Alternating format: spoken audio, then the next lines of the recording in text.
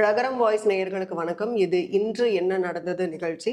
இன்றைக்கு அரசியல் சார்ந்து நிகழ்ந்த நிறைய சுவாரஸ்யமான விஷயங்களை பற்றின டீட்டெயிலான வேர்ஷன்ஸை பகிர்ந்துக்கிறதுக்காக நம்ம கூட இணைஞ்சிருக்காங்க அரசியல் விமர்சகர் சத்யன் ராமசாமி அவர்கள். வணக்கம் சார். வணக்கம்.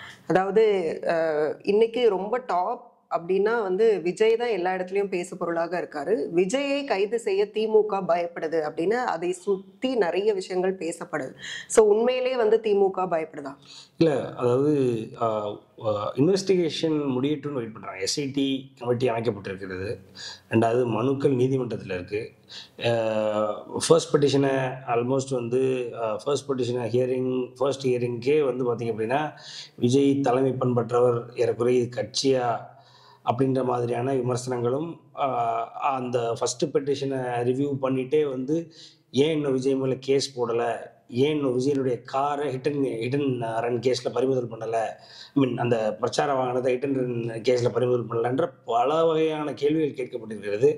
ஆதவர்ஜுன் என்னானார், எதுக்கு இவங்களாம் இன்னும் தலைமுறையாக இருக்கிறாங்க? ஏறக்குறைய 8 நாட்களாக விஷயானந்த் அவர்கள் தலைமுறையாக இருக்கிறார். ஏறக்குறைய 7 நாட்களாக சிடி நிர்மல்குமார் அவர்கள் தலைமுறையாக இருக்கிறார். இவங்கெல்லாம் ஏன், என்ன, ஏது, விஜய் மேலேயும் ஏன் கேஸ் போடலை அப்படின்னு ஆல்மோஸ்ட் கேள்வி வைக்கப்பட்டிருக்கிறது. இன்னும் அருணா ஜெகதீசனுடைய அந்த ஆணையம் ஒற்றை ஆணையம் அது இன்வெஸ்டிகேஷன் முடியலை. இன்வெஸ்டிகேஷன் முடிஞ்சு ரிப்போர்ட் வெளியில் வரல. ஸோ இதெல்லாம் வச்சு பார்க்கும் பொழுது விஜய் அவர்களை கைது செய்யறது பயப்படுதா அப்படின்றத விட எதுக்கு விஜய் கைது செய்கிற அளவுக்கு செய்யறதுக்கு பயப்படணும் ஒன்றும் புரியல.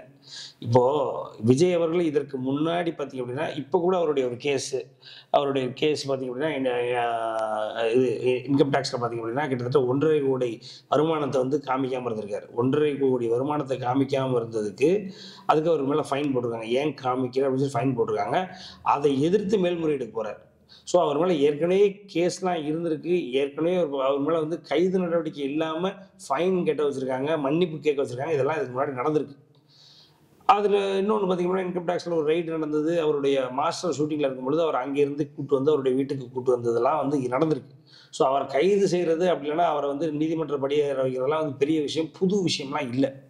பட் இந்த நேரத்தில் பார்த்திங்க அப்படின்னா இது ஒரு சின்ன விஷயம் இல்லை. அவர் பண்ண தப்பு இல்லை, அவர் சுற்றி நடந்துருக்க தப்பு சின்ன சின்ன விஷயங்கள் இதுக்கு முன்னாடி நடந்தது. இது மக்கள் சம்மந்தப்பட்ட பிரச்சனை, வெவ்வேறு கருத்துகள் இருக்குது. இது ஒரு எண்ட் ஆஃப் தி டே ஒரு மிக துயரமான ஒரு சம்பவத்துக்கு விஜய் மட்டுமே காரணம்னு அவரை மட்டுமே சுட்டிக்காட்டக்கூடிய அளவுக்கு இல்லை. இது பல பேர், அவங்க கட்சியை சார்ந்தவர்கள் பல பேர் செஞ்ச தப்பு. 90% அவர் கட்சியை சார்ந்தவர்கள், மாவட்ட செயலாளராக இருக்கட்டும், அவர் கைது பண்ணப்பட்டார்.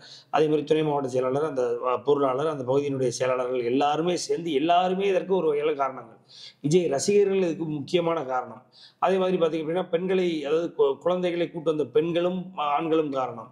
பெண்களும் அவங்க அவங்க உயிர் கொடுத்தது அவங்களும் காரணம். இன்னும் குடும்பத்தில் தடுக்காதது அவங்களும் காரணம். இது ஒரு சமூக சிக்கல். இது ஒன்று. ரெண்டாவது பார்த்தீங்க அப்படின்னா இதற்கு முதற் காரணம் விஜயாக இருந்தாலும் கூட இதை சுற்றி ஒரு பெரிய நெட்வொர்க்கே இருக்குது. இது ஆராயாமல் நம்ம பாட்டுக்கு அவரை போய் கைது பண்ணிட்டு on what basis, on what கிரவுண்ட்ஸ்ன்றதுக்கு நம்ம கரெக்டாக பதில் சொல்லணும். விஜய் யாரையும் குத்தலை, இன்னும் கொல்லலை, விஜய் யாருமேலேயும் காரை ஏற்றி இறக்கலை, ரைட்டுங்களா? ஆனால் விஜய் தான் மூல காரணம்ன்றது நம்ம எல்லாருக்குமே இன்னைக்கு தமிழ்நாட்டு மக்கள் அனைவருக்குமே அறிந்த உண்மை. ஏன் விஜய் ரசிகர்களே இன்னைக்கு பாதி பேர் விஜய் கட்சி விட்டு வெளியில் போயிட்டு இருக்காங்க. அதற்கு காரணம் விஜய் மேலே அதாவது கிட்டத்தட்ட இன்னைக்கு வி ஸ்டாண்ட் விஜய்னு போட்டவங்களாம் இன்னைக்கு வி ஆர் அகைன்ஸ்ட் விஜய்ன்ற அளவுக்கு இருக்கிறாங்க. ஏன்னா கிட்டத்தட்ட 7-8 நாட்கள் ஆயிடுச்சு, இன்னும் வீட்டை விட்டு வெளியில் வரல அந்த மனுஷன். பேசுகிற வைக்கல எத்தனையோ படங்களில் அவர் குரல் கொடுத்துருக்காரு. ஆக படங்களில் மட்டும்தான் அவர் குரல் கொடுப்பாரு, ரியல் லைஃப்பில் குரல் கொடுக்க மாட்டாருன்னு அவரோட ரசிகர்களே புரிஞ்சுக்கிட்டு இருக்க. இது ஒரு ஒரு ஒரு எல்லாத்துக்குமே விஜய் எப்படிப்பட்டவர், எந்த மாதிரியானவர்ன்றது புரிஞ்சுக்கிட்டு இருக்காங்க. இதை சுற்றியான உண்மையான இன்வெஸ்டிகேஷன் நடந்துகிட்டு இருக்கு. இந்நேரம் நம்ம வித்தவுட் எனி கிரவுண்ட்ஸ் நேராக போய் இன்னைக்கு அவர் என்னை பற்றி 4 வார்த்தை தப்பாக பேசுறாரு, செந்தில் பாலாஜி பற்றி 4 வார்த்தை தப்பாக பேசி பாடி டான்ஸ் ஆடிட்டு இருக்காங்க. செத்து விழுந்துக்கு டான்ஸ் ஆடிட்டு இருக்காரு. அது தெரியாதுல்ல அவருக்கு. தெரிஞ்சிருக்கணும்ல. நீங்க என்ன தலைவர், நீங்க உங்களை சுற்றி நடக்கிற நீங்க இருக்கிற இடத்துல இருந்து ஒரு 50 மீட்டர் நடக்கிற ஒரு விஷயம் கூட உங்களுக்கு தெரியலன்னா நீங்க என்ன மாதிரியான தலைமை பண்ணுவேன்? நீங்க எப்படி 8 கோடி மக்கள் கிட்டத்தட்ட 600-700 கிலோமீட்டர் என்ன சொல்ற டயகனல்ல இருக்கிற ஒரு ஸ்டேட்டை நீங்க எப்படி ஆளுவீங்க? நீங்க ரைட்டுங்களா? ஒரு 100 மீட்டர், ஒரு 50 மீட்டர் முன்னாடி ஒருத்தனை அப்படியே சட்டை இல்லாமல் போன மாதிரி தூக்கிட்டு போகிறாங்க. 50 மீட்டர் கூட இருக்காது, 10 மீட்டரில் இருக்கும். அதை கூட உங்களால் பார்க்க முடியலன்னா நீங்கள் எப்படியான அங்கே உள்ள அந்த கூட்டத்தை அந்த ஆர்ப்பரிப்பை பார்த்து சந்தோஷப்படுற நீங்கள் அதில் அந்த கூட்டம் எப்படியான ஒரு கன்சர்னில் இருக்குது. கீழேருந்து ஒருத்தர் சொல்கிறாரு எவாக்குவேட் பண்ணால் தான் சரியாக இருக்குன்றாரு. அதுக்கப்புறம் தான் அவர் இந்த பாட்டு பாடி டான்ஸ் ஆடினதெல்லாம். அப்புறம் இது எந்த மாதிரியான மனநிலை? இதெல்லாம் புரிஞ்சுக்கணும். கூட்டம் இருக்கும்போது அந்த கூட்டத்தை எவ்வளோ கூட்டம் இருக்கு, அவர் அப்படியே கழுத்து அறுத்துறேன்னு ஏதோ ஒரு சிம்பிள் மாதிரி காமிச்சிட்டு போறாரு. ஒரு அரசியல் கட்சியினுடைய பொதுக்கூட்டத்தில் எதுக்கு கழுத்து அறுக்கிறோன்னு எதுக்கு பேசணும்? புரியல. நீங்க அது அது அது அது ஏன் பண்ணாருன்றதே அவர் மேல ஒரு தனி கேஸ் போடலாம். எனக்குலாம் நீங்க காசு கொடுத்தீங்கன்னா நான் போடுவேங்க. உண்மையில சொல்றேன். அதாவது இப்படி கார் இப்படி போயிட்டு இருக்கு, இப்படின்றாரு. அது என்ன அர்த்தம்? என்ன ஏன் அப்படி சொன்னீங்கன்னா அட்லீஸ்ட் அவர் கூப்பிட்டு ஒரு கேள்வியை கேட்கணும் நீங்க. ஸோ அவர் விஜய் வந்து கைது பண்ணி இப்போ விஜய வந்து அரெஸ்ட் பண்ற பட்சத்துல அது வந்து திமுகவுக்கு ஒரு செட்பேக் மாதிரி, டிஎம்கேக்கு தான் அதை பாதிப்பு ஏற்பட்டு. ஏன்னா வந்து ரசிகர்கள் விஜய்க்கு அவ்வளவு இருக்கிறாங்க.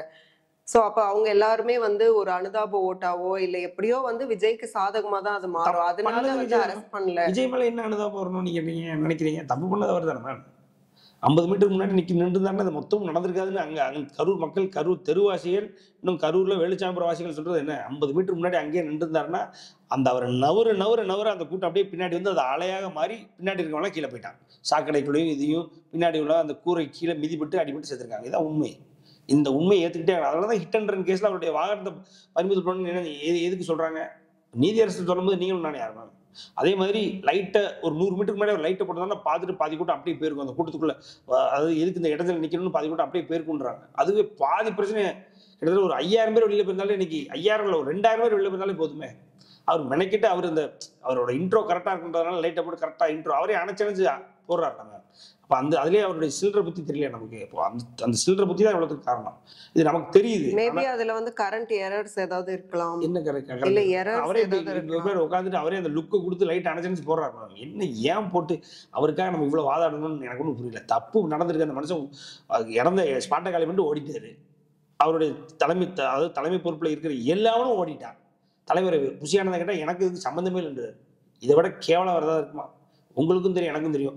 அந்த மனுஷன்லாம் அங்கே வேலை பார்க்கவே ஒன்றும் கிடையாது. அவர் தான் எல்லா வேலையும் பார்த்தவர். இன்னும் சொல்லப்போனால் கரூர் மாவட்டத்தில் எஸ்பிகிட்ட பெர்மிஷன் வாங்கிட்டு வெளியில் வந்து நாளை தளபதி விஜய் அவர்கள் இங்கே தான் கூட போறாரு சொல்லி அறிவிச்சதே அவர் தான். எனக்கு இதுக்கு எந்த சம்மந்தம் கிடையாது கை தூக்குறாரு. அவருடைய மனு விசாரிக்கப்படும் பொழுது நான் இதில் சம்பந்தமே கிடையாது, நீ விட்டுருங்க, மதியம் தான் மதியம் பிடிங்க, இன்னொன்று பவுன்ராஜ்னு ஒருத்தர் பிடிங்க, அவருடைய பிடிச்சாச்சு பிடிங்க அப்படின்னு சொல்லிட்டு அவர் பாட்டுக்கு ஓடுறாரு. சொந்த கட்சியினுடைய தொண்டனை விடுங்க, மாவட்ட செயலாளரே கைகளை ஊத்துற மாநில செயலாளர் பொதுச் செயலாளர் எல்லாம் பார்த்துருக்கீங்களா? நீங்க எங்கேயாவது பார்த்துருக்கீங்களா? அவன் உயிரை கொடுக்க போய் நிற்பான். இதுக்குள்ள கலவரம் பண்ணி பிரச்சாரம் பண்ணி பிரச்சனை பண்ணி அந்த அந்த அந்த பெண், அதாவது மதியழகன் அவருடைய மாவட்ட செயலாளர், கரூர் மேற்கு மாவட்ட செயலாளர் மதியழகனுடைய மனைவி கண்ணுல கூட காட்ட மாட்டாங்க, அழுதுட்டு இருக்காங்க.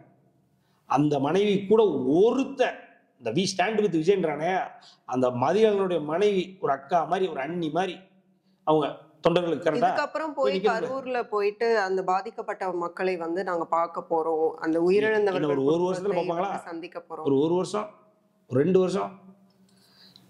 நான் என்ன சொல்றேன், என்னைய கேட்டீங்க, நான் சிஎம்மா இருந்தேன் திமுக அரசாங்கத்துல என்னைய வந்து பொதுச்செயலாளராக்கி தலைவராக்கி சிஎம்மா வச்சிருந்தீங்க அப்படின்னா இதுக்குள்ள விஜய் திகார் ஜெயிலுக்கே அனுப்பியிருப்பேன். என் உயிரை கொடுத்து திகார் ஜெயிலுக்கே அனுப்பியிருப்பேன். சட்டமாக ஏதாவது முதல்ல உள்ள ரிமாண்ட் பண்ணி போடு. மேம் எத்தனை இடத்துல ரிமாண்ட் பண்ணி கையை காலம் உடச்சு அனுப்புறாங்க, வலிக்கு விழுந்துட்டோன்னு பாக்குறோமா? விஜய் தான் முழுக்க காரணம்ங்கிறதுல நீங்க உடன்படுறீங்க? தாராளமா உடன்படுறோம். இதுல என்ன மாற்றுறது? வேற யாரு? அஜித்தா காரணம்? விஜய் தான் காரணம். அதனால வந்து பயப்படலாம் இல்லை. இன்வெஸ்டிகேஷன் ப்ராப்பரா திமுக கவர்மெண்ட் இன்னைக்கு இந்த ஒரு விஷயத்தாவது இயங்குதுன்றதுக்கு எடுத்துக்காட்டு. அவ்வளவுதான். அரசியல் கட்சி தலைவர்கள் பேசுறத பாக்குறோம். அந்தர் பல்ட்டினே டைட்டில் வைக்கிற அளவுக்கு வந்து அன்னைக்கெல்லாம் வந்து விஜயை வந்து அவ்வளவு தூரம் சப்போர்ட் பண்ணி பேசினவங்க இன்னைக்கு வந்து விஜய் வந்து ஏன் வெளியில வரல, அவர் வந்து ஏன் லேட்டா வந்தாரு நம்பினாங்க மேம்.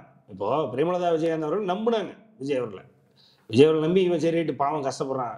எடப்பாடியார் அவர்கள் எவ்வளவு தூரம் சப்போர்ட் பண்ணாப்புல விஜய்க்கு எனக்கு தெரிய, அவங்க அப்பா சப்போர்ட் பண்ணதோட ஒரு அதிகம் சப்போர்ட் பண்ணாப்புல. உண்மைதான். அன்னைக்கு சொல்லி விஜய் அவர்கள் வந்து ரொம்ப மனநொடிஞ்சு இருப்பாப்புல, இதை அரசியல் ஆக்காதீங்க, அவரை வந்து இன்னும் வந்து அந்த அந்த குற்றமுற்று ஒரு குறுகுறுன்னு இருக்கிற அந்த மனசை இன்னும் நீங்க வந்து குத்தி கொள்ளாதீங்க அப்படின்ற அளவுக்கு பேசினாரு எடப்பாடியார் அவர்கள். அவர் இன்னுமே ஆதரவு நிலைப்பாட்டுல இன்னும் ஆதரவு நிலைப்பாடு தான் இருக்கு. ஒரு எக்ஸாம்பிள் சொல்றேன். அதே மாதிரி இப்போ பிரேமலதா விஜயகாந்த் அவர்கள் அன்னைக்கு நல்லா தான் பேசினாங்க. விஷயம் என்னன்னா, அந்த விஜய் அவர்கள் அவங்களுடைய எதிர்பார்ப்பை பூர்த்தி செஞ்சாரா? வெளியில வந்தார், இதுக்குள்ள என்ன பண்ணியிருக்கணும், ஆமா இது நடந்தது பூரா ஏதோ தெரியாம நடந்துருச்சு, அட்லீஸ்ட் நான் லேட்டா வந்து தப்புனா அவர் பேசினாரா? அவர் என்ன சொன்னாரு, நீங்க அங்க வந்து போய் நின்னதை தவிர நான் எந்த தப்புமே பண்ணலையே, நீங்க சொன்னதை கரெக்டா செஞ்சதை தவிர நான் எந்த தப்புமே பண்ணலேன்றாரு. அவர் மேல தப்பே இல்லை. அக்கௌண்டபிலிட்டியே இல்லாத முதல் தலைவர் எனக்கு தெரியும் தமிழக வரலாற்றில், அரசியல் வரலாற்றில் முதல் தலைவர் யாருன்னா விஜய் தான். காவல்துறையோட கைகள் வந்து கட்டப்பட்டிருக்கா? இல்ல, அதாவது அவர் வந்து அந்த கூட்டத்திலேயே அந்த கேள்வி எழுப்பினாரு. அந்த கூட்டத்துல அதுக்கப்புறம் 5 நிமிஷம் முன்னாடி இப்பவும் என்ன வந்து விமர்சனம் வைக்கப்படுதுன்னா, அதாவது இவ்ளோ பேருக்கு ஒரு போலீஸ் அப்படின்னு சொல்லி பாதுகாப்பு கொடுத்தோம்னு காவல்துறை தரப்புல சொல்றாங்க. ஆனாலும் இன்னைக்கும் பிரேமலதா அவர்கள் எழுப்பக்கூடிய கொஸ்டின் என்னன்னா, எல்லாருமே அந்த ட்ரோன் விஷுவல்ஸ் பார்த்தோம். ஸோ நம்ம எல்லாருக்குமே வந்து தலைகள் தென்பட்டுச்சு. ஆனா பிரவுன் கலர் யூனிஃபார்ம் போட்டு காவல்துறையினர் அங்கங்க தென்படலை அப்படின்னு சொல்றாங்க. அப்ப இது ஒரு முக்கியமான காரணமா இருக்குமா, பாதுகாப்பு குறைபாடு? இப்ப நீங்க எடப்பாடியார் அவர்களுடைய கிட்டத்தட்ட 180 தொகுதிகளை தாண்டி போயிட்டு இருக்காரு. இந்தியாவிலே இவ்வளவு வேகமா மக்களை சென்று சந்திக்கிற ஒரு எதிர்க்கட்சி தலைவரை நான் பார்த்தது இல்லை. இதுக்கு முன்னாடி இருந்திருக்கலாம், எனக்கு தெரியாது, பார்த்ததில்ல. அவ்வளவு வேகமா போயிட்டு இருக்காரு. அங்கேயும் நீங்க ட்ரோனை வச்சு பாருங்க, தெரியாது. பாதுகாப்புன்றது நீங்க நடுவில் இருக்குமா? புரியல. என்ன ரெக்குவயர்மெண்ட்? நீங்க அதுக்கு ஏதாவது ஜஸ்டிஃபை, உங்களுக்கு ஏதாவது அதுக்கு ஏதாவது ரூல்ஸ் இருக்கா? உங்களுக்கு ஏதாவது அதுக்கு அதுக்கு கூட்டத்தோட அடர்த்தி ஜாஸ்தி இல்ல இருந்துட்டு போட்டுமா? நீங்க எந்த ஒரு மாநாட்டுல எங்க ஒரு பொதுக்கூட்டம் நடந்தாலும் நடுவில் போலீஸ் இருக்கிற மாதிரி ஒரு போட்டோ காட்டுங்க. நான் போலீஸ்ன்றது பிரச்சனை வந்தாதான் உள்ள போவாங்க. If there is a requirement, if there is a ஏதாவது ஒரு ப்ராப்ளம், அங்க ஒரு ஒரு ஒரு சிச்சுவேஷன் கிரியேட் ஆனாதான் உள்ள வருவாங்க. பாதுகாப்புன்றது தான். நடுவில் அவங்க நின்று இப்படி கையை பிடிச்சி நிக்கணுமா? என்ன பண்ணணும்ன்றீங்க? இதெல்லாம் வந்து ஆக்சுவலி அவங்களுடைய ஆஸ்தி, அவங்க நியாயமான ஆஸ்தி தான் இல்லைங்களா? நான் அவங்களை தப்பு சொல்லலை, பிரேமலதா அவர்களை நான் தப்பு சொல்லலை. அவங்க நேர்மையான ஆஸ்தி தான். போலீஸ் 20 பேருக்கு ஒரு போலீஸ் போட்டிருக்காங்கன்னு போலீஸினுடைய அங்க துணை ஏடிஜிபி டேவிட்சன் அவர்கள் அங்கே சொல்றாரு. 20 பேருக்கு ஒரு போலீஸோட ஒருத்தருக்கு ஒரு போலீஸ் பண்ண முடியுமா? 10,000 போலீஸ் இறக்கிடுவோமா? ஏன்னா சண்டே வாரம் நடக்க போகுது மேம். ஒரு பொதுக்கூட்டம் சாதாரணமாக அமைதியாக அது பாட்டுக்கு நடந்து முடியும். அந்த தலைவர்னால தொண்டர்கள் கிட்டத்தட்ட 41 பேர் இறந்துருக்காங்க. குழந்தைகளை, பிஞ்சு குழந்தைகள் பார்க்காம அந்த தொண்டர்கள் குடி போதையில ஏறி மூஞ்சி நடந்து போயிருக்கிறாங்க. சரிங்களா? இதை கட்டுப்படுத்துறதுக்கு ஆம்புலன்ஸ் உள்ள வந்து ஆம்புலன்ஸ் அடிக்கிறாங்க, ஆம்புலன்ஸை உடைக்கிறாங்க. இல்ல 20 பேருக்கு ஒரு போலீஸ்னா, இங்க ஒரு 20 பேர் இருக்காங்கன்னா அதுக்கு ஒரு போலீஸ்னா, அந்த 20 பேரோட பாதுகாப்பும் அந்த ஒரு போலீஸ் கையில ஒப்படைக்கப்பட்டிருக்கணும்ல. ஒப்படைக்கப்பட்டிருக்கணுமா? ஆனா அது கூட நிக்கணும்ன்றது ரெக்குவயர்மெண்ட் கிடையாது மேம். 20 பேருக்கு ஒரு போலீஸ் அங்க இருந்திருக்காங்களா? 500 பேர் இருந்திருக்காங்களா? 10,000 பேர் இருந்தானே இவங்க எழுதி கொடுத்தாங்க.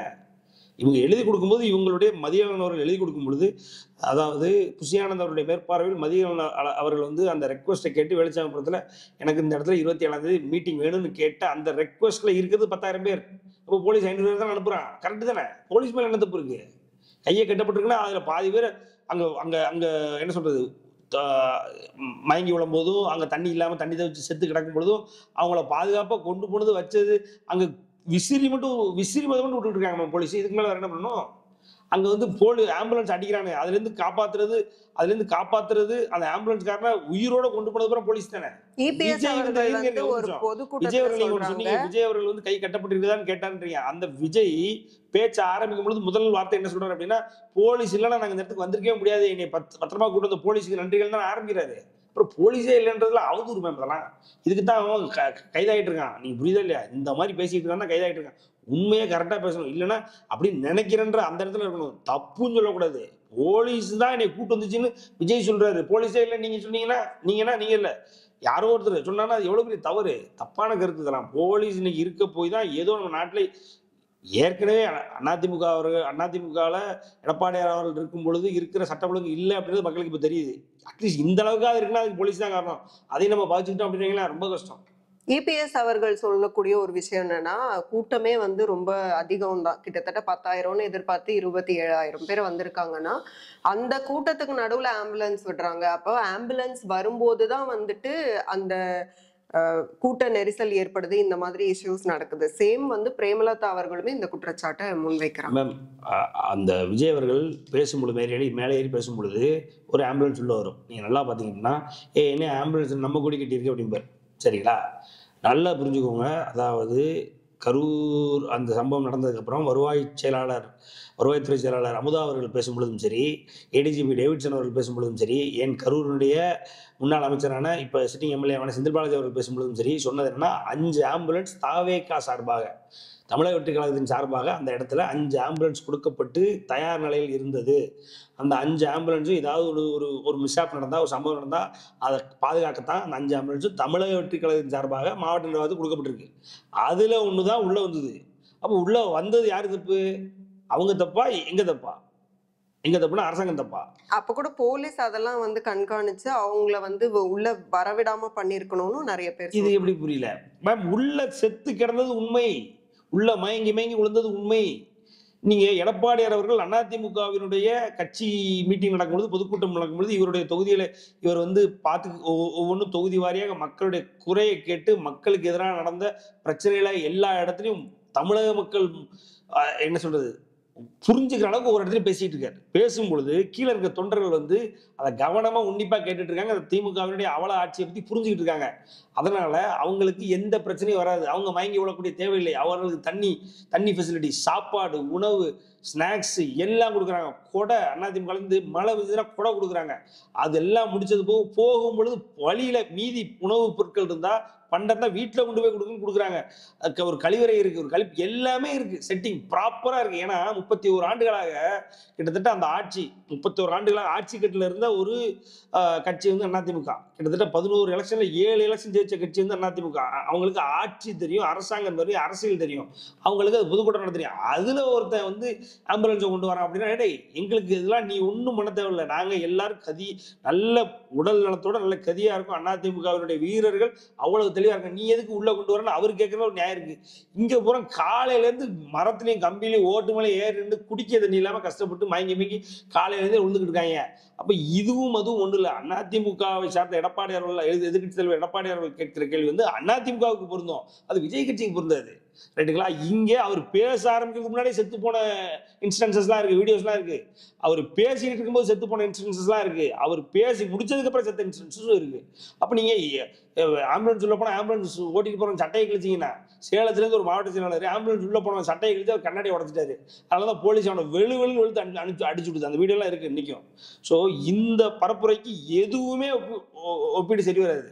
அதனால வந்து ஆம்புலன்ஸ் உள்ள போனது தாவேக ஆம்புலன்ஸ் தான் உள்ள போச்சு. அதுவும் ஏன் உள்ள போச்சு, அதை ஏன் போலீஸ் உள்ள விட்டாங்கன்னு கேட்கவே கூடாது. ஏன்னா மயங்கி முதல்ல இருந்து மக்கள் விழுந்துகிட்டு இருந்த காட்சிகள் போட்டோ இன்னைக்கு வீடியோக்கள் இன்னைக்கு பரவலா சமூக வலைதளங்கள் சொல்ல போனா நியூஸ் மீடியா உங்களை போன்ற ஜேர்னலிஸ்டே நிறைய ஷேர் பண்ணிருக்காங்க. ஆமா. ஓகே, சீமான் அவர்களுடைய கடல் மாநாடு. ஸோ எல்லாரும் ஒரு விதமான அரசியலை முன்வைக்கிறாங்கன்னா, இவர் வந்து உயிரினங்கள் சார்ந்தும் மரங்களோட பேசுறாரு. ஸோ இந்த மாதிரியான அரசியல் வந்து என்ன தாக்கத்தை ஏற்படுத்தும்? இது அதாவது பேசுறது யார் வேணாலும் பேசலாம். இதை பேசாதவர்கள் இதுக்கு முன்னாடி தமிழ்நாட்டில் யாருமே இல்லை அப்படின்னா லட்சம் பேர் இருக்காங்க. கடல்களை பற்றி, இன்னும் மலைகளை பற்றி, காடுகளை பற்றி பேசாதவர்கள் யாருமே இல்லையா? சீமான் தான் முதல்ல பேசிட்டாருன்னா இல்லை, எல்லாரும் இருக்காங்க. மேபி இதை முன்னெடுத்து செல்லக்கூடிய அரசியல்வாதி நீங்க சொன்னீங்களே, அது வேணாலும் வந்து நம்ம வச்சுக்கலாம். பட் பேசுறாரு, அவ்வளவுதான். நல்லா புரிஞ்சுக்கோங்க. சீமான் பேசிக்கொண்டே இருப்பார், ஆயுசு முழுக்க பேசுவார். அவர் ஒரு பேச்சாளர், பேச்சாற்றல் மிக்கவர். அவர்களை பேச்சுல யாருக்கும் எந்த கேள்வியும் கிடையாது. செயல்திறன் உள்ளவரா, செயல்திறன் மிக்கவரானா ஜீரோ. அவரால் எதையுமே செயலாக, அதாவது பேச்சு எனிதிங் இன்டு ஆக்ஷன் அவரால் பண்ணவே முடியாது. ஏன்னா அவர் செயல்திறனற்றவர், அவர் செயல் வீரர் அல்ல. அதை புரிஞ்சுக்கோங்க. அவர் நிக்கிற தொகுதியிலே ஜெயிக்க முடியாது. ரெண்டாவது, அவரை நம்பி போற எவனாலையும் ஜெயிக்க முடியாது. ஏன்னா மக்களுக்கு அவங்க மேல நம்பிக்கை இல்லை. அவங்க பேச்சை கேட்கறதுக்கு சுவாரஸ்யமா இருக்கு, மக்களுக்கு அவங்க மேல நம்பிக்கை இல்லைன்றதான் உண்மை. இன்னும் சொல்ல போனா, இப்போ இந்த நிமிஷத்துல கடல் மாநாடுன்னு போட்டுட்டு, கடல் மாநாடு இல்ல மலைகளின் மாநாடு எதையோ மாநாடுன்னு போட்டுட்டு அதுல 30 நிமிஷம் 35 நிமிஷம் விஜய் பத்தி பேசுறாரு. இதுக்கு எதுக்கு நீங்க கடல் மாநாடுன்னு போடணும்? இன்னைக்கு தாவேகாவினுடைய வளர்ச்சி யாரை பாதிக்குதோ இல்லையோ, இவங்க தாவேகாவினுடைய விஜய் அவர்கள் பிஎம்ஏ ஆவான்னு பேசிக்கிட்டு இருக்காங்க ஒரு சில, அதெல்லாம் விட்டுருவோம். யாரை பாதிக்குதோ இல்லையோ, ஆனா சீமானை பாதிக்குதுன்றது உங்களுக்கும் தெரியும், எனக்கும் தெரிஞ்ச ஒரு மறுக்க முடியாத ஒரு மட்டற்ற உண்மை. கரெக்டா? அப்படிப்பட்ட சீமான் வந்து இன்னைக்கு தன்னுடைய கட்சியினுடைய ஓட்டுகளை பூராத்தி விஜய்கிட்ட இழக்க போறாருன்றது மறுக்க முடியாத ஒரு உண்மை. அதனால விஜயை பத்தி பேசுறதே முழு நேரமாக அவரும் அவருடைய தம்பிமார்களும் வச்சிருக்காங்க. உங்களுக்கும் தெரியும், எனக்கும் தெரியும். கரெக்டா? ஆக சும்மா மாநாடு அது இதுன்னு எவனாலும் பேசிட்டு எவனாலும் திட்டிக்கிட்டு கரெக்டா அந்த ஒரு கேவலமான ஒரு தமிழ் வார்த்தையை வச்சுக்கிறாங்க. ஒரு நல்ல ஆத்தாளுக்கு அப்பனுக்கு பிறந்தவனா இருந்தான்னு வச்சுக்கிறாங்க. அந்த ஒரு சென்டென்ஸ் வச்சுக்கிறாங்க. இதை கேட்டுட்டா உடனே எதிரில் இருக்கிறவங்க அதுக்கு ரியாக்ட் பண்ணல. அதாவது இப்ப திமுகல ஒருத்தர் இருக்கா அப்படின்னா, நீ ஒரு நல்ல ஆத்தாளுக்கு அப்பனுக்கு பிறந்தவளா இருந்தா அதுக்கு பதில் சொல்றான்னு எவனையாவது ஏதாவது நமக்கு பதில் சொல்ல வச்சிட முடியாதான்னு ரொம்ப வருஷமா அந்த வார்த்தையை போட்டுக்கிட்டு இருக்காங்க. இந்த வார்த்தையோட தன்மையே தெரியாதவன். அதாவது அவனை கேட்டா எப்படி இருக்கும்? இப்ப நான் அவனை போய் நீ நல்ல ஆத்தானுக்கு அப்புறம் பிறந்தவனா அப்படி பிறந்தவனாடா அப்படின்னு கேட்டா உனக்கு எவ்வளவு கஷ்டமா இருக்கும்? அதை சொல்லி உனக்கு அடிச்சுனா எவ்வளவு கஷ்டமா இருக்கும்? அந்த சென்டென்ஸுக்கு அர்த்தமே தெரியாம சிஎம், துணை சிஎம், எம்எல்ஏவை எவனப்பார் அந்த கட்சியில மேடல் ஏற்றணும் இந்த சென்டென்ஸ் தான் யூஸ் பண்றாங்க. எதுக்கு சொல்றேன்னா, இப்படியாவது அவனை ட்ரிகர் பண்ணி நமக்கு ஒரு ரெஸ்பான்ஸை கொடுக்க வச்சிட முடியாதா அப்படின்னு பாக்குறானுங்க. ஸோ அண்ணாமலை அவர்களும் சரி, ஹெச் ராஜா அவர்களும் சரி, ஸோ அவங்க எல்லாருமே வந்து விஜய் அவர்களுக்கு ஆதரவா தான் பேசுறாங்க. இன்னைக்கு பிரஸ் மீட்ல கூட அண்ணாமலை அவர்கள் சொன்னது வந்து விஜயை வந்து கைது செய்யறதெல்லாம் வந்து செல்லுபடி ஆகாது, செல்லாது அந்த மாதிரி. ஸோ அப்போ வந்து விஜய்க்கு வந்து தொடர்ச்சியாக அவங்க ஆதரவு தெரிவிக்கிறாங்கிறதுனால என்டிஏ கூட்டணிக்கு வந்து விஜய் போவாரா, இல்ல இன்னொரு சைடு என்ன பேசுறாங்கன்னா, ராகுல் காந்தி அவர்கள் வந்து விஜய்க்கு சப்போர்ட் பண்றதுனாலதான் வந்து டிஎம்கே அவரை கைது பண்ணலன்னு சொல்றாங்க. அப்போ வந்து காங்கிரஸ் தரப்புல அவங்களுக்கு வந்து ஆதரவு இருக்கு அப்படிங்கிற மாதிரியும் ஒரு பேச்சுக்கள் வருது. இதனாலேயே டெல்லிக்கு போய் ஆதவ அர்ஜுனா அவர்கள் வந்து அங்க பேச்சு நடத்துறதாலாம் பேசப்படுது. இப்போ காங்கிரஸ் பேசுது, ராகுல் காந்தி அவர்கள் பேசுறாரு அப்படின்னு சொன்னா திமுகவுடைய கூட்டணி விஜய் போவாரா? இவ்வளவு பேசிட்டு விஜய் போக முடியுமா? அட்லீஸ்ட் அதிமுகவையாவது அவர் பெருசா விமர்சிச்சிருக்காரு இல்லைங்களா? ஆனா திமுகவை அவர் ஏறக்குறைய எல்லா மாநாடுகளையும், எல்லா மேடை பேச்சுகளிலும், எல்லா பொதுக்கூட்ட மேடைகளையும் அவர் பேசுறது என்ன, திமுகவை தமிழ்நாட்டில இருந்து அப்புறப்படுத்த வேண்டும் தான் பேசுறாரு. அப்ப இன்னைக்கு ராகுல் காந்தி கூட அவரு இப்போ காங்கிரஸ் கூட அவங்களோட கூட்டணியா போகாட்டியும் ராகுலோட ஆதரவு விஜய்க்கு இருக்கா? இல்ல, அதுதான் இப்போ ஆதரவு இருக்கு. இப்போ ராகுல் காந்தி அவர்களும் பேசினாரு, அமித்ஷா அவர்களும் பேசினாரு அப்படின்றாங்க. இப்போ 2 பேரோட ஆதரவு இருக்குன்னு விஜய்க்கு. விஷயம் என்னன்னா, 2 பேர் சைட்ல ஏதாவது சைட்ல விஜய் வந்து அலைனாகிறாரு அப்படின்னா மோர் டு விச் சைடு அப்படின்றத நம்ம இங்கே பார்க்கலாம். So completely incline towards AIADMK கூட்டணி, அதாவது பாஜக அதிமுக கூட்டணியா, இன்க்ளைன் டுவர்ட்ஸ் காங்கிரஸ் திமுக கூட்டணியான்னு பார்க்கலாம். காங்கிரஸும் திமுகவும் கூட்டணியில் இருந்தால் விஜய் அவர்கள் அந்த கூட்டணிக்குள்ள எந்த மூத்த வச்சுட்டு போவாரு? எப்படி போக முடியும்? அவரு இவ்வளவு வாய்ப்பு வச்சுட்டு இதுக்கப்புறம் அந்த கூட்டணி கூட போய் வச்சாரு அப்படின்னா விஜய் அப்படின்றவர் வந்து ஒரு ஒரு கேவலமான அரசியல்வாதியா மாறிட மாட்டாரா? ஒரு வெறுமன ஓட்டுக்காக, வெறுமன அவருடைய பதவி ஆசையில வராரு அப்படின்றது தெரிஞ்சிடாத மக்களுக்கு. இப்பவே அதுதான் உண்மைன்னு இன்னைக்கு போன்ற பலர் பேசிட்டு இருக்கோம். அப்போ அது நடக்கும் பொழுது, நடக்கும் பொழுது அது ரொம்ப மோசமாயிரும் இல்லையா? ஸோ அதனால வந்து ஒண்ணு காங்கிரஸ் வந்து திமுக கூட்டணியிலிருந்து வெளியில வரணும். வெளியில வந்து விஜய் கூட தனியா கூட்டணி வச்சால் அப்படிப்பட்ட ரிஸ்க்லாம் காங்கிரஸ் எடுக்குமான்னு தெரியல. ஏன்னா திமுக கூட இருக்கிற வரைக்கும் தான் காங்கிரஸுக்கு மரியாதை அப்படின்றது நமக்கும் தெரியும், நமக்கு மக்களுக்கும் தெரியும். அப்போ அதை மீறி விஜய் மேல ஒரு நம்பிக்கையோட ரிஸ்க் எடுத்து வெளியில வருவாங்களா அப்படின்னு நீங்க சொல்றது நடந்ததுன்னா ஓகே, ராகுல் காந்தி விஜய் மேல அவ்வளவு நம்பிக்கை வச்சிருக்காரு, காங்கிரஸ் நீங்க திமுக கலைச்சிட்டு நேரா விஜய்கிட்ட வந்து சேருங்க, சேர்ந்து நம்ம இன்னைக்கு எல்லாரும் ஜெயிப்போம் அப்படின்னா அது வேற நடக்கலாம் மேபி. அதே நேரத்தில் பாத்தீங்கன்னா நடக்கல, காங்கிரஸ் திமுக கூட தான் கூட்டணி வைக்க போகுது அப்படின்னா அந்த கூட்டணிக்குள்ள விஜய் போனாருன்னா அந்த நிமிஷத்தோட நான் விஜய் பத்தி பேசுறதா நிறுத்திடுவேன். அதை விட அவருக்கு வேற கேவலம் யாரு பேசினாலும் வரப்போறது இல்லை, ரைட்டுங்களா? பட் ஆனால் அதே இந்த இடத்துல நீங்க பாக்குறீங்க அப்படின்னா எனக்கு தெரிய அதிமுகவை பத்தியோ பாஜகவை பத்தியோ திமுக விமர்சிக்கிற அளவுக்கு விமர்சிக்கல. எல்லா கட்சிக்காரர்களும் எல்லா கட்சியிலும் நடக்கக்கூடிய சம்பவங்களை பொறுத்து விமர்சிச்சுட்டு தான் இருக்கிறாங்க. விமர்சிக்கலாமல் இல்லை. இப்போ அண்ணாமலை அன்னைக்கு வந்து நான் வந்து விஜய் அவர்களுக்கு சப்போர்ட் பண்றேன்றாரு. அதுக்கப்புறம் பார்த்தா எதுக்கு ஏன்டே கேள்விக்கிறீங்க, இதெல்லாம் விஜய் போய் கேளுங்கன்றாங்க, ரைட்டுங்களா? ஸோ எந்த இடத்துலையுமே வந்து ஒரு ஒரு சுச்சுவேஷனை பொறுத்து ரியாக்ட் பண்றவங்க தான் வந்து இன்னைக்கு அரசியல்வாதிகள். திமுக விமர்சிக்கிற அளவுக்கு அதிமுக பாஜக விமர்சிக்கலாம் தான் ஒண்ணு. ஸோ ரெண்டாவது பாத்தீங்க அப்படின்னா ஏறக்குறைய ஒட்டுமொத்த பிஜேபியும் எடப்பாடியார் அதிமுக உட்பட எல்லாருமே ஏகமனதோட விஜய் ஆதரிக்கிறாங்க. நம்ம அதை பார்க்க முடியுது. அப்படின்றதுனால வந்து அது இல்லாம ஆளுங்கட்சி இன்னைக்கு மத்தியில் ஆளுங்கட்சி வந்து இன்னைக்கு பாஜக தான். இங்க ஹைகோர்ட்ல ஏற்கனவே கேஸ் கிட்டத்தட்ட குவாஷ் ஆயிருச்சு. இவர் போட்ட கேஸுக்கு நீதியரசர் செந்தில்குமார் அவர்கள் கேட்ட கேள்விகள், அதற்கு அவர் கொடுத்த விளக்கங்கள், அதற்கு அவர் கொடுத்த மறுப்புகள், இன்னும் சொல்ல போனா சிபிஐக்கு போகணும் அப்படின்ற அந்த என்ன சொல்றது அந்த மனுவே தள்ளுபடி பண்ணியிருக்காரு கிட்டத்தட்ட. அது போக கேஸே குவாஷ் பண்ற மாதிரி இவங்க அந்த வாதங்கள் எதுவுமே செல்லுபடி ஆகல. தாவைக்காவனுடைய வழக்கறிஞருடைய எந்த வாதமும் செல்லுபடி ஆகலன்றதான் உண்மை. அதனால அதை எடுத்துட்டு மறுபடியும் சுப்ரீம் கோர்ட்டுக்கு போவாருன்றாங்க. சுப்ரீம் கோர்ட்டுக்கு போகும்போது அங்க அவர் பாஜகவுடைய தேவை இல்ல வரணும், தேவை இருக்கு. இல்லைன்னா ஆட்டோமேட்டிக்கா வந்து என்ன பண்ணிடுவாங்க அப்படின்னா விஜய்க்கு எதிராக தீர்ப்பு வந்துருச்சுன்னா விஜய் கைது பண்ணக்கூடிய நிலைமை வந்துடும். ஸோ அதனால பாஜகவுடைய ஆதரவு தான் இனிமே அவருக்கு தேவை. அது அவருக்கு நல்லாவே தெரியும். பாஜகவுடைய ட்ரம்ப் காட்டுது. ரெண்டாவது இங்க கட்சி ஏற்கனவே வந்து எடப்பாடியார்கள் ஒரு சைட்ல வந்து என்டிஏ வந்து மிக மிக வலிமையாக ஏற்கனவே திமுக நேராக கொண்டு வந்துட்டு இருக்காரு. கொண்டு வந்துட்டு இருக்கும் பொழுது அந்த ஏற்கனவே எல்லாரும் அரசியல் விமர்சகர்கள், அரசியல் கருத்தியலாளர்கள் எழுதுனது பேசுனது என்னன்னா அங்க அதாவது ஆந்திராவில் எப்படி பவன் கல்யாண் அவர்களும் சந்திரபாபு நாயுடு அவர்களும் எப்படி நீங்க அரசாங்கம் நடத்திட்டு இருக்காங்களோ அந்த மாதிரி எடப்பாடியார் அவர்களோட இணைஞ்சு விஜய் அவர்கள் போனாருன்னா அதே மாதிரியான ஒரு சூழல் உருவாகும் 2026 அப்படின்றாங்க. மேபி அது கூட வரலாம், என்ன வேணாலும் நடக்கலாம். ஸோ அதனால வந்து மோர் இன்க்ளைன் டுவர்ட்ஸ் என்டிஏ கூட்டணி தான் விஜய் இருப்பார் ஒருவேளை போறா இருந்தா. இன்னும் அதுலயும் நான் சொல்றேன், விஜய் அவர்கள் கூட்டணி வச்சுதான் ஜெயிக்க போறாரு அப்படின்னா அவர் விஜயே கிடையாது. அவர் ஒரு சாதாரண அரசியல்வாதி, ஒரு திருமாவளவன், ஒரு அன்புமணி ராமதாஸ், ஒரு ராமதாஸ், இன்னும் சொல்ல போனா ஒரு என்ன சொல்றது, குங்கும மக்கள் கட்சின்னு இருக்கு, ஒரு ஐஜேகேன்னு இருக்கு. அது போன்ற ஒரு கட்சியை நடத்திக்கிட்டு இருக்கு ஒரு கட்சி தலைவர் இன்னைக்கு ஜெயிக்கிறதுக்காக எவன் கையிலேயே காலையிலே விழுந்திருக்காருன்னு அவ்வளவுதான். அவர் ஒரு புரட்சிக்காக வந்தார், ஒரு மாற்றத்துக்காக வந்தார். இங்க இருக்கிற தமிழ் மக்கள் எல்லாத்தையும் சிரிக்க சிரிக்க குடுங்க சிரிக்க வச்சுருவான்றதெல்லாம் பொய். ஒரு பச்சை அரசியல்வாதி பதவிக்காக வர்றன்றது தெரிஞ்சிடும். அப்ப திமுக கூட அதிமுக கூட்டணி பண்ணுவா, திமுக கூட்டணி பண்ணுவான்றது அவர் முடிவெடுத்தாலும் அவர் எடுத்துட்டு போட்டு, பட் ஆனா அவருக்கான ஒரிஜினாலிட்டி பேரும் விஜய். இனிமே விஜய் கிடையாது, சாதாரண ஒரு கட்சி நடத்திட்டு இருக்காரு, அவ்வளவுதான். அது அதிமுகவுடைய தயவுலையோ திமுக தயவுலையோ நடத்திட்டு இருக்காருன்னு முடிஞ்சிடும். அடுத்ததா ஆளுநர் விசஸ் சிஎம், அதாவது தமிழ்நாடு எதை எதிர்த்து போராடுறதுக்கு ஆப்போசிட்ல என்ன இருக்கு அப்படின்னு சொல்லி ஆளுநர் தரப்புல கேட்கப்படுது. அதுக்கு சிஎம் அவர்கள் பதில் கொடுக்குறாங்க. இந்த மாதிரி நீட்டை எதிர்த்து போராடும், அந்த மாதிரி நிறைய ஆளுநரை எதிர்த்து தமிழ்நாடு போராடும், தமிழ்நாடு வெல்லும் அப்படிலாம் பதில் கொடுக்குறாங்க.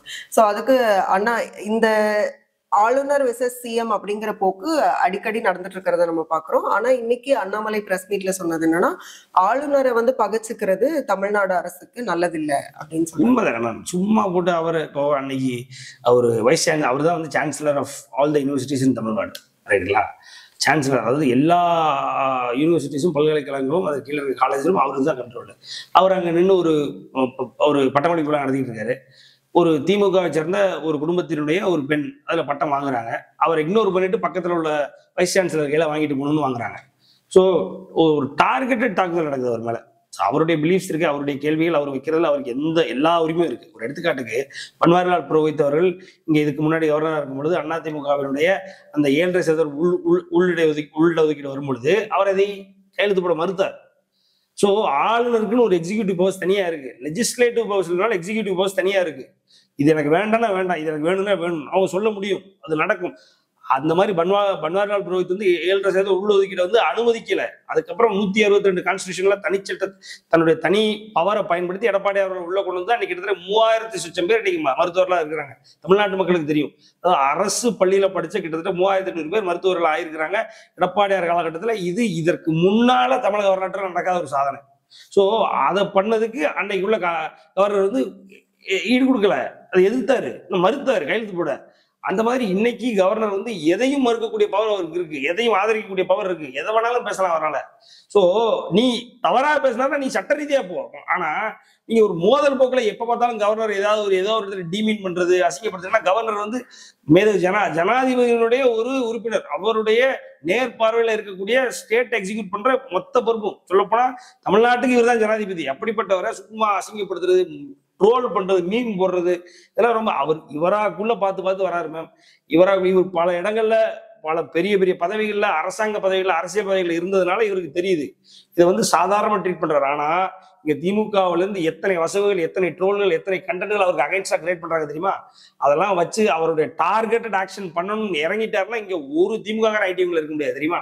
இப்ப அதெல்லாம் மீறிதான் நடந்துகிட்டு இருக்கு இங்க அரசாங்கம். சோ அதனாலதான் அண்ணாமலை அவர்கள் ஒரு கெடு கொடுக்குறாரு. என்ன கொடுக்குறாரு, நீங்க பண்றதெல்லாம் எல்லாம் மீறி போயிட்டு இருக்கா, ஒரு அளவுக்கு வச்சுக்கோங்கன்றது. அதுல எந்த தவறும் கிடையாது. அது மாதிரி நீட்டுக்கு எதிராக இவங்க எங்க பேசுறாங்க? நீட்டு கையெழுத்து போட்டு கொடுத்துட்டு வந்ததே இவங்க தானே. நீட்டுக்கு கையெழுத்து போட்டு கொடுத்துட்டு வந்ததே இவங்க கூட்டணியில் இருக்கும் பொழுது தானே. அப்புறம் நீட்டு இங்க இருக்கிற பாதி பிரச்சனைகள் இவர்களால தானே. கச்சத்தீவை தாராவாத்து கொடுத்ததுல இருந்து, டெல்டா மாவட்டத்துக்கு மீத்தேனுக்கு கையெழுத்து போட்டு கொடுத்ததுல இருந்து, டங்ஸ்டனுக்கு கையெழுத்து போட்டு, இப்ப ரீசெண்டா வந்த டங்ஸ்டனுக்கு கையெழுத்து போட்டு கொடுத்ததும் திமுக அரசாங்கம் தானே. இடம் பார்த்து கொடுத்தது இவங்க தானே. டங்ஸ்டன் எங்கெங்கெல்லாம் தமிழ்நாட்டில் எடுக்கலாம் அப்படின்ற லிஸ்ட்டை கொடுத்ததே இங்க உள்ள மாநில அரசாங்கம் தான். இன்னைக்கு மக்கள் போராடுறாங்கன்னா மக்கள் கூட சேர்ந்து பாஜக அரசாங்கம் எங்களை வந்து வஞ்சிக்குதுன்னா அது எவ்வளவு பெரிய தவறு. இதனாலதான் நல்ல கேள்வி, நியாயமான கேள்வியை கேட்டிருக்காரு கவர்னர். இதுக்கு பதில் சும்மா இவங்க இங்க இருந்து முட்டு கொடுத்துக்கிட்டு இருப்பாங்க. பாஜக வரக்கூடாது, உள்ள வரக்கூடாது, பாஜக மோசமான கட்சி. அதனாலதான் அன்னைக்கு எடப்பாடி அழகா கேட்டாரு, பாஜக மோசமான கட்சின்றீங்களே, இந்த கட்சி கூட அதிமுக கூட்டணி வைக்கல, அதுக்கு முன்னாடியே திமுக கூட்டணி வச்சு பாஜக 4 எம்எல்ஏ கொடுத்தே நீங்க தானே. நீங்க பாஜக கூட கூட்டணி வைக்கும் பொழுது அது நல்ல கட்சி, இன்னைக்கு கெட்டு போயிருச்சா? இன்னைக்கு பேரா மாறிடுச்சு கட்சிக்கு. அதே பாஜக தானே இன்னைக்கு இருக்கு, அதே தலைவர்கள் தான் இன்னைக்கு பயணிக்கிறாங்க கட்சியில. அப்புறம் என்ன இது டபுள் ஸ்டாண்டர்ட்ஸ் இல்லையா? அதான் இன்னைக்கு என்ன எடப்பாடியார் அவர்கள் மக்கள் முன்னாடி மக்கள் பொதுக்கூட்டத்தில் கேட்கிறாரு, பதில் கிடையாது இவங்கிட்ட. இவங்க உண்மையா என்னைக்குமே இருந்திருக்காங்க. தமிழ்நாட்டு மக்களுக்கு திமுக என்னைக்கு உண்மையா இருந்திருக்கு. சோ அதைத்தானே கேட்டுட்டு இருக்காங்க. கேட்கட்டும், இவங்க பதில் சொல்லட்டும் உட்காந்து. இன்னைக்கு 2 போலீஸ் ஒரு அம்மா முன்னாடி ஒரு பொண்ணை கெடுத்திருக்காங்க. 2 போலீஸ். இதை விட சட்ட ஒழுங்கு சீர்குலைவுக்கு தமிழ்நாட்டுல வேற என்ன எடுத்துக்காட்டு நீங்க காட்ட முடியும் சொல்லுங்க? அதுவும் அந்த பெண்கள் 2 ஆந்திரால நம்மளை பத்தி என்ன பேசுவோம், என்ன நினைப்பான் யோசிங்க. எவ்வளவு கேவலமான ஒரு விஷயம். இன்னைக்கு இந்தியா முழுக்க இது பேசக்கூடிய ஒரு விஷயமா இருக்கு. இந்த மாதிரியான அதுல நீங்க கோல்ட் ரிஃப் எடுத்துக்கோங்க, எவ்வளவு கேவலமான ஒரு விஷயம். இங்க உள்ள எம்பியில பேன் பண்ணிட்டாங்க, யூபியில பேன் பண்றாங்க. இவங்க என்ன சொல்லுவாங்கன்னா, எம்பியில வடக்கன்ஸ் அவனுக்குலாம் அறிவே கிடையாது, யூபியில வடக்கன்ஸ் அவனுக்குலாம் அறிவே கிடையாது. இங்க தயாரிச்ச ஒரு மருந்துனால எம்பியில யூபியிலும் 16 குழந்தைகள், பச்சிளம் குழந்தைகள் இறந்து போயிருக்கு. அந்த தயாரிப்பு இங்க உள்ள ஸ்டேஷன் ஒரு நிறுவனத்துல இங்க உள்ள ஒருத்தன் சென்னையில இருக்கிற ஒருத்தன் தயாரிச்சிருக்கான். அவங்க 2 பேரும் பேன் பண்ணதுக்கு அப்புறம் இங்க இருந்து சாரி சுப்பிரமணியம் என்ன சொல்றாப்புல, சுப்பிரமணியம் ஹெல்த் மினிஸ்டர் இல்ல கோல்ட் ரிஃப் வந்து இனிமே தமிழ்நாட்டிலே பேன் பண்றோம் பண்றாங்க. தயாரிக்கிறதே உங்க ஊர்ல, அதை கூட கண்காணிக்க முடியல. இப்போ இந்தியா முழுக்க கேவலமா பாக்குது தமிழ்நாட்டை. இப்படிப்பட்ட ஒரு கேவலமான ஒரு மருந்தை தயாரிச்சு இன்னைக்கு இந்தியா முழுக்க சப்ளை பண்ணிருக்கீங்களே. விஷமா மேம், டிஇஜின்னு அது ஒரு இண்டஸ்ட்ரியல் சால்வெண்ட் ஒன்று இருக்குமா, அது ஒரு சொட்டு இருந்தாலும், சொட்டு இல்ல, 1 கிராம் இருந்தாலே விஷமா. அதை போட்டு அந்த மருந்து தயாரிச்சு இன்னைக்கு இந்தியா முழுக்க சப்ளை பண்ணிருக்காங்க. அதை அப்புறம் பார்த்துக்கிட்டே இருக்கு தமிழக அரசாங்கம். இதை விட வேற என்ன கேவலம் நமக்கு இருக்கு? இப்படி தமிழ்நாட்டினுடைய பிரச்சனை நீ தமிழ்நாட்டு மட்டும் இல்ல, இன்னைக்கு இந்தியா முழுக்க பேசப்படுது. ஆந்திரால இருக்க 2 பொண்ணு திருவண்ணாமலை சாமி கும்பிட அந்த பெண்ணை கெடுக்கிறாங்க. போலீஸ் சிசிடிவில பதிவாகுது. எப்படியான நிலைமையில எப்படியான எண்ணத்துல இருந்திருப்பாங்க. அப்ப ஆந்திரால கேள்வி கேட்பானா கேட்க மாட்டானா? அப்ப யூபி மாப்பில கேள்வி கேட்பானா கேட்க மாட்டானா? நம்மளை பத்தி, நம்மளுடைய அரசாங்கத்தினுடைய சீரியடை பத்தி. இதெல்லாம் கேவலம், தமிழக மக்களுக்கு ஒரு கேவலம் தான். அதனாலதான் தயவு செஞ்சு எடப்பாடி கையில ஆட்சியை கொடுத்துட்டு பேசாம நிம்மதியாவது இருப்போம். ஒன்னும் வளர்ச்சியே வேண்டாம், நிம்மதியாவது இருக்கும் மக்கள் மனசுல. அவர் கொடுத்த வளர்ச்சிகளை சொல்லிக்கிட்டே போலாம். குடிமராமத்து பணியை பத்தி நம்ம பேசிக்கிட்டே இருக்கலாம், 1 மணி நேரம் பேசலாம் நீங்க வேணும். அவருடைய இங்க அவர் பண்ண நல்லதை பேசவே ஆள் இல்லை, ரைட்டுங்களா? ஆனா அட்லீஸ்ட் வந்து எல்லாரும் நிம்மதியா இருந்தோன்றது நம்மளாவது உணர்றோமா? உணர முடியுதா? இன்னைக்கு மக்களால உணர முடியுதா? அந்த உணர்வுக்காவது ஒரு மதிப்பை கொடுத்து அவர் கையில ஆட்சியை கொடுப்போன்ற, வேற எதுவும் சொல்லல. ஆமா, கரூர் கூட்ட நெரிசலுக்கு அப்புறம் வந்து அடுத்தடுத்து பல கட்சிகளோட அந்த நடைப்பயணம் இல்லைன்னா வந்து ரோட் ஷோஸ் வந்து ரத்து செய்யப்படுது. ஸோ அன்புமணி அவர்களோட நடைப்பயணமுக்கும் வந்து தடை வந்திருக்கு. ஸோ இப்போ இந்த போக்கு இன்னும் தேர்தலுக்கு கொஞ்ச காலம் தான் இருக்கு. அப்படி இருக்கும்போது இப்போ இந்த கூட்ட நெரிசல்ல பலியானாங்க அப்படிங்கிறதுக்காக இப்போ மற்ற கட்சிகளோட கூட்டத்தை ரோட் ஷோ வந்து ரத்து செய்யணும் அப்படிங்கிறது வந்து அவங்களுடைய, அப்போ அவங்க எப்படி தங்களோட கருத்துக்களை மக்கள் மத்தியில எடுத்துட்டு போவாங்க? இல்ல மேம், அதுதான் நான் நம்ம சொல்லிட்டு 2-3 வருஷமா பேசிக்கிறேன். சினிமாவில் இருக்கும்போதே நான் பேசிட்டு இருந்தேன். இது சனி வந்துருச்சு, தமிழ்நாட்டுக்கு பிடிச்ச சனிக்கிழமை வருது, ஏதோ ஒண்ணு பெருசா இழுத்து விட போதுன்னு நான் சொன்னேன். அதே மாதிரி பெருசா இழுத்து விட்டுச்சு. இப்ப இவன் ஆளுகளை, இவன் தொண்டர்களை கொண்டு போட்டிருந்தான் அப்படின்னா அதுவே பாவம். பொதுமக்களை கொண்டு போட்டு போயிட்டான். நம்ம அடுத்த ஊர்ல போய் இன்னைக்கு வீட்டை பூட்டிட்டு வீட்டுல வந்துகிட்டு இருக்காப்ல, ரைட்டா விஜய். இப்படிப்பட்ட அவருடைய ஒரு முட்டாள்தனமான தற்குறித்தனமான செயல் வந்து இன்னைக்கு அனைத்து கட்சியிலையும் பாதிக்குது. குறிப்பா எடப்பாடியாருடைய வெற்றி பயணத்தை பாதிக்குது. அது வந்து தமிழக மக்களுக்கே ஒரு என்ன சொல்றது, அதை கேட்கவே ஒரு மாதிரி கஷ்டமா இருக்கு. உண்மை அதுதான். இன்னைக்கு சாதாரண மக்களே வந்து இன்னைக்கு எடப்பாடியாரை காத்துக்கிட்டு இருக்காங்க பாக்குறதுக்கு. அவர்கிட்ட தன்னுடைய குறைகளை எடுத்து சொல்றதுக்கு மனுக்கள் கிட்டத்தட்ட 150-200 மனுக்கள் அவருடைய தொகுதி வாரியான கூட்டத்துக்கு கலெக்ட் பண்றாரு. இது மாதிரி ஸ்டாலின் மாதிரி ஏமாத்துறாரு. ஸ்டாலின் எதிர்கட்சியா இருக்கும் பொழுது ஒரு பெட்டியை வச்சு அந்த பெட்டிக்குள்ள உங்களுடைய மனுக்களை போடுங்கன்னு, அந்த பெட்டியை இன்னும் 4.5 வருஷம் வாங்கி திறக்காம இருக்கு பல பெட்டிகள். அதுதான் உண்மை. உங்களுக்கு தெரியும், எனக்கு தெரியும், மக்களுக்கு தெரியும். அப்படி இல்லாம சத்தமே இல்லாம மனுக்கள், நான் மனு வாங்குறேன்னு ஊருக்கு பூரா மேடை போட்டு அதுக்கு ஒரு செலவு பண்ணி, அதுக்கு ஒரு திட்டத்தினுடைய பேரை வகுத்து, அதுக்கு ஒரு பாக்ஸை வச்சு அதை ஜூம் பண்ணி காமிச்சு அப்படிலாம் பண்ணல. மாவட்டம் தோறும் போறாரு, தொகுதி வாரியா போறாரு. தொகுதி வாரியா 150-200 மனுக்கள் வாங்குறாரு எடப்பாடியார் அவர்கள். ஒரு சில மனுக்கள் அவருக்கு தெரிந்த அதிகாரிகள் இருப்பாங்க இல்லையா, அவர் ஆட்சியில் இருக்கும்போது சிஎம்மா இருக்கும்போது அவருக்கு தெரிந்த அதிகாரிகள் இருப்பாங்க இல்லையா, அந்த மாவட்டத்திலேயோ அந்த மாநிலத்திலேயோ அவருடைய இன்ஃபுளுன்ஸை யூஸ் பண்ணி ஏதாவது பண்ண முடியுமா அப்படின்றத பார்த்து அந்த மனுக்களை அனுப்புறாரு. அந்த தொகுதி சார்ந்த அந்த அதிகாரிகளுக்கும் அந்த இலாக்கா சார்ந்த அதிகாரிகளுக்கும் அனுப்புறாரு. இது நடந்துகிட்டு இருக்கு. இது உங்களுக்கு தெரியும், எனக்கு யாருக்கு தெரியும்? இது உண்மை. அதிமுக காரங்களுக்குமே எல்லாருக்கும் தெரியுமான்றது தெரியல. இதெல்லாம் கொண்டு போய் பரப்ப மாட்டாங்க. இவனுக்கு திட்டம் பேக்கேஜ் போட்டு பரப்புறானுங்க. எடப்பாடியார் செய்கின்ற நன்மைகளை யாரும் பரப்ப மாட்டாங்க. அப்படிப்பட்ட எடப்பாடியார் நாளைக்கு ஒரு தொகுதிக்கு போக முடியலன்னு ஆகுது. அது காரணம் யாருன்னா விஜய். இது தேவையா அவருக்கு? அவரு பாட்டுக்கு சத்தம் இல்லாம மிகப்பெரிய சம்பவம் பண்ணிட்டு இருக்காரு தமிழ்நாடு முழுக்க. அதை கெடுத்துட்டாங்க. இப்ப அதுதான் நீங்க பாவமா இருக்கு. இன்னும் எடப்பாடியார் அவருடைய அடுத்த கூட்டங்களை எதிர்பார்த்திருந்த மக்களுக்கு ஒரு ஏமாற்றமா இருக்கு. அது என்ன நான் என்ன நினைக்கிறேன்னா, இந்த கட்சி சார்ந்த ஒரு கூட்டத்துல இப்படி நடந்துருச்சு. இந்த கட்சியினுடைய அங்கீகாரத்தை ரத்து பண்ணுங்க. விஜய் எங்கேயும் பயணிக்க விடாதீங்க. வேற எவனா அது பயணிச்சா அந்த மாதிரி நடக்குதா? அப்ப அவனெல்லாம் நிம்மதியா விடுங்க. அன்புமணி அவர்கள் பயணம் பண்றதுல உங்களுக்கு என்ன பிரச்சனை? அவரு போறாரு, அவருடைய கட்சி சார்ந்த நம்ம தொண்டர்களை பார்க்க போறாரு, அவரு மக்களை பார்த்து பேச போறாரு. இதுக்கு முன்னாடி அவர் கட்சி சார்ந்த பிரச்சனைகள் ஏதாவது நடந்துட்டு இருக்கா, ஏதாவது வச்சிருக்கா ஒண்ணுமே. அன்னைக்கு பேசுறாரு இடத்துல பேசும்பொழுது, தருமபுரியில நான் கையெழுத்து போட்டேன், அது அவர் சொல்றாரு, அவர் ஹெல்த் மினிஸ்டரா இருக்கும்போது நான் கையெழுத்து போட்டு அங்க உள்ள அந்த கவர்மெண்ட் ஹாஸ்பிட்டல் வர வச்சேன். இன்னைக்கு அந்த கவர்மெண்ட் ஹாஸ்பிட்டல் வந்து கவர்மெண்ட் ஆஸ்பத்திரிக்குள்ள ஐசியூ இருக்கும் பார்த்துப்போம். ஐசியூலே ஒரு கவர்மெண்ட் ஆஸ்பத்திரியில இருந்து நான் பார்த்ததுன்னு அன்னைக்கு பேசுறாரு இன்னைக்கு. ஸோ இந்த மாதிரி இன்னைக்கு ஆட்சி அவலங்களை நேரடியா மக்களுக்கு எடுத்து உரைச்சு மக்கள் பிரச்சனைகளை மக்கள்கிட்ட பேசுற தலைவர்களால வெளியில நடமாட முடியாத ஒரு சூழல் உருவாகிட்டு இருக்கு அப்படின்னா அது காரணம் தாவேகா விஜய்னா, தாவேகாவை முடக்குங்க, விஜயை கைது பண்ணி உள்ள வைங்க, ஆனா இவங்கள முடக்காதீங்க. அதை ஒரு ரெக்வஸ்டா நம்ம வைக்கணுமே. இன்னும் சொல்லப்போனா சட்ட போராட்டம் நடத்தி இன்னும் துரிதமா அந்த வழக்கை விசாரிக்க வச்சு ஒரு வெக்கேஷன் அமர்வுக்கோ ஏதோ ஒரு அமர்வுக்கு உடனடியா அனுப்பி விசாரிக்க வச்சு அட்லீஸ்ட் இவங்களுக்கு ஒரு விளக்கு வாங்கி கொடுக்கணும். ஆமா, ஏன்னா இது கட்சி சார்ந்த ஒரு நிகழ்வு. இந்த சம்பவத்துக்கு முக்கியஸ்தர் யாருன்னா விஜய், சம்பவத்தை நிகழ்த்துற யாருன்னா விஜயனுடைய ரசிகர்கள், விஜயனுடைய தொண்டர்கள், இதற்கு கூட இருந்து பார்த்தது யாருன்னா விஜயனுடைய அந்த பொறுப்பாளர்கள். அவங்கள கைது பண்ணிட்டு கட்சியை முடக்கிட்டு இவங்களை ஃப்ரீயா விடுங்க. இவங்க என்ன பண்ணாங்க? இவங்க மேல என்ன தப்பு இருக்கு? எடப்பாடியார் யாரை கொண்டாரு? யாருமே அவர் எதுவும் பண்ணலையே. அவர் இன்னும் சொல்லணும்னா மக்களை வாழ வைக்கிறதுக்கு என்ன வழின்னு பாத்துக்கிட்டு இருக்காரு. அதனால அவரை ஃப்ரீ பண்ணுங்க. அடுத்ததா செந்தில் பாலாஜி அவர்களுடைய கேஸ், அதாவது ஜாமீன், அதாவது நிபந்தனைகளோட ஜாமீன் கொடுத்திருக்காங்க. அப்ப அந்த நிபந்தனைகள்ல தளர்வு கோரி ஒரு கேஸ். இன்னொன்னு வந்து என்னன்னா, அதாவது அவர் வந்து ஏன் வந்து அமைச்சராக தொடரக்கூடாதுங்கிற கேள்வியை அவங்க முன்வைக்கிறாங்க. அதுக்கு வந்து நீங்க உச்சநீதிமன்றத்துல கேட்டு அவங்க ஓகே சொன்னா நீங்க வந்து அமைச்சரா இருக்கலாங்கிற மாதிரியான போக்கு நீதிபதிகள் தரப்புல சொல்லப்படுது. சோ இப்ப வந்து இந்த கேஸை பொறுத்த வரைக்கும் இதை வந்து ஏன் டெல்லிக்கு அனுப்பக்கூடாதுங்கிற ஒரு கேள்வியும் எழுப்புறாங்க. சோ இந்த கேஸ் நீங்க இது எடப்பாடியோட ராஜதந்திரம். எடப்பாடியார் வந்து ஏதோ ஒண்ணுமே தெரியாதவர், அவர் இன்னும் ஒரு ஆளா, அவருக்குள்ள ஏதோ அரசியல் தெரியாத வைக்காது. ஆனா அவர் எவ்வளவு பெரிய ராஜதந்திரின்றது நம்ம இதுல இருந்தா புரிஞ்சுக்கணும். ஒண்ணும் இல்லை, அன்னைக்கு அமித்ஷா அவர்களை போய் பார்த்து அமித்ஷா அவர்கள் வைத்த கோரிக்கை என்னன்னா, எனக்கு அமமுகவினுடைய ஓட்டு, எனக்கு ஓபிஎஸ் அவருடைய ஓட்டு எனக்கு வேணும் அப்படின்றாரு அமித்ஷா. ஐயா நீங்க வச்சுக்கோங்க, நான் போய் கேட்க முடியாது. என்னால என்னுடைய அதிமுக, அதாவது எம்ஜிஆர் அவர்கள், புரட்சித்தலைவர் எம்ஜிஆர் அவர்களும் புரட்சித்தலைவர் அம்மா அவர்களும் இருந்த அதிமுகவுக்கு எவன்லாம் வந்து தீங்கு விளைவிச்சானோ, எவன்லாம் பங்கம் விளைவிச்சானோ அவனை மறுபடியும் கட்சிக்குள்ள கொண்டு வர முடியாது. என்னுடைய கட்சி எனக்கானது, அதுல எந்த மாற்று கருத்தும் இல்லை, அதை மாற்றவே முடியாது. ஆனா என்டிஏ கூட்டணிக்குள்ள நீங்க அவங்களை கொண்டு வர போறீங்களா, கொண்டு வாங்க, அது உங்க இஷ்டம், நான் அதுக்கு நடுவில் நிற்க மாட்டேன்னு தெளிவா அடிச்சு உடச்சிட்டு வந்தார். அப்பவே எடப்பாடியார் அவருடைய சுப்ரீமோ பவர், அதாவது அதிமுகவினுடைய சுப்ரீமோவா எடப்பாடியா உருவாயிட்டார். அதுலயே அங்க புடிச்சு போச்சு. அமித்ஷா அவர்களை வாய மூட வைக்கக்கூடிய ஒரு சக்தி இந்தியாவுல இருக்கா? ஆனா எடப்பாடியார்கிட்ட இருக்கு. அதுதான் உண்மை. அதை பெருசா பேச ஆள் இல்ல. ஒண்ணு, இந்த தடவை கரூர்லயும் அரவக்குறிச்சியிலையும் எடப்பாடியார் அவர் ரொம்ப தெளிவா இருக்காரு. அரவக்குறிச்சி அதிமுகவுக்கு, கரூர் பாஜக அப்படின்றதுல தெளிவா இருக்காரு. அண்ணாமலையிடம் எடப்பாடி அவர்கள் கேட்டது என்னன்னா, அரவக்குறிச்சியில நிக்கிறீங்களா, போன தடவை இன்னும் தோத்துட்டாப்ல, அரவக்குறிச்சியில நிக்கிறீங்களா அப்படின்னு கேட்கும்போது, இந்த தடவை அரவக்குறிச்சி வேணா வேற ஏதாவது மாவட்டத்துல வேற ஏதாவது கொடுங்க, குளித்தலை கொடுங்க, வேற ஏதாவது கொடுங்கன்னு கேட்டுருக்காப்ல அதிமுக.